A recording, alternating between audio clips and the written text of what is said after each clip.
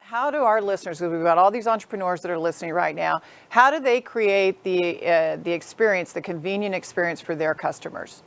Sure. So what I want you to do first is, and by the way, I'm going to give you a step. I usually say don't compare yourself to the competition, but I want you to take this step first.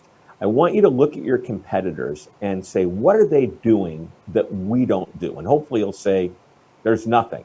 But regardless, what that means is you're a commodity because your customers can buy from you or them, and the experience is not going to be that different.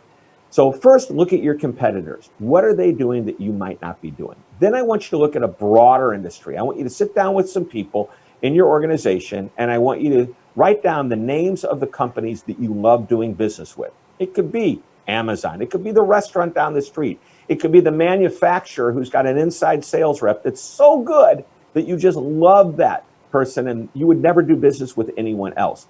But write down the companies you love doing business with and why. List all of these attributes out and then take a look at them and say, okay, are they doing anything that we don't do that we could do? And that's the start of improving your process, of improving the experience. I also want you to look at the journey map that your customer has. And that is from the moment they think about doing business with you till they finally do business with you. And then as they do repeat business or they come in to get support, these are different journeys. I want you to look at every one of the interaction points that they have with you. And I want you to start looking at how do you make it more convenient? And how do you make it even better? How can you enhance that interaction to be an even better moment of magic, if you will? So we're combining the concepts of moments of truth, misery, and magic with the idea of each one of those interaction points being convenient. Example, you call the company, and rather than talk to the receptionist that we used to have, we created this great IVR, this interactive virtual response. It says push 1 for this, 2 for that, 3 for that. And you want to know something? That's called friction.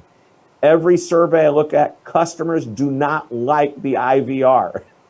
Matter of fact, we're shooting video of somebody going, agent, representative, screaming at the phone, trying to get out of that chain of the recording. But you get the idea. That's called friction. So you look at that point and say, what can we do to make it better? Well, maybe you want to keep the IVR, but you want to limit it now to, let's just give them 3 choices. And if they hit 0, they go straight to the receptionist or the operator. That's better than 9 choices than having to repeat it and then realizing, boy, what I really want isn't even one of those choices. Where do I go now? Right. That's so frustrating. Okay.